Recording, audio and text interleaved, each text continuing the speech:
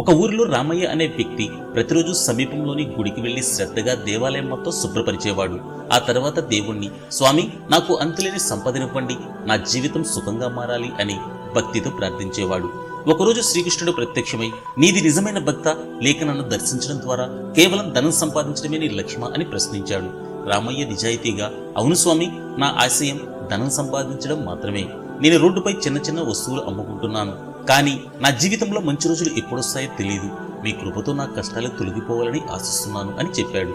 శ్రీకృష్ణుడు నవ్వి, ఆందోళన పడవద్దు, నీ కోరిక తప్పకుండా నెరవేరుతుంది అని ఆశీర్వదించారు. కాలం మారింది. అతను కష్టపడి పనిచేయసాగాడు. కృష్ణుడి అనుగ్రహంతో అతని వ్యాపారం అభివృద్ధి చెందింది. అతను క్రమంగా పెద్ద వ్యాపారవేత్తగా మారాడు. కొన్ని రోజులకు దేవాలయానికి వెళ్లడం కూడా మర్చిపోయాడు. అలా సంవత్సరాలు గడిచాయి. ఒకరోజు ఎందుకో దేవుడు గుర్తొచ్చి దేవాలయానికి వెళ్ళాడు. అక్కడ మళ్లీ తన చేతులతో ఆ గుడిని శుభ్రపరిచేందుకు రెడీ అయ్యాడు. ఆ సమయంలో శ్రీకృష్ణుడు మరొకసారి ప్రత్యక్షమై, ఏమైంది, ఇన్ని సంవత్సరాల తర్వాత ఎందుకొచ్చావు? ఇప్పుడు గొప్ప వ్యాపారవేత్తవయ్యావని తెలుసు, నిన్ను చూస్తే కనిపిస్తుంది అని చిరునవ్వుతో అడిగారు. ఆ వ్యక్తి తల వంచుకుని, ప్రభు, మీరిచ్చిన అనుగ్రహంతో నా జీవితంలో ఎన్నో సంపాదించాను. మంచి ఇళ్ళు, నా పిల్లల పెళ్లిళ్ళు అన్నీ కుదిరాయి, కానీ మనసుకు మాత్రం శాంతి లేదు.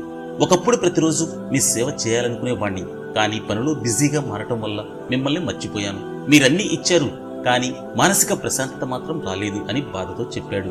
శ్రీకృష్ణుడు నవ్వుతూ, నీకు మనశ్శాంతి కావాలని ఎప్పుడైనా కోరుకున్నావా? నువ్వు కేవలం సంపద కోరావు, అది నీకు లభించింది.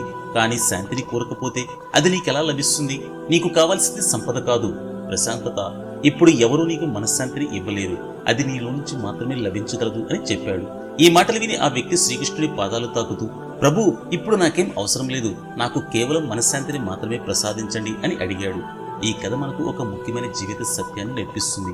రామయ్య మొదట భక్తిపరుడు, భగవంతుని సేవను ఆనందంగా చేసేవాడు.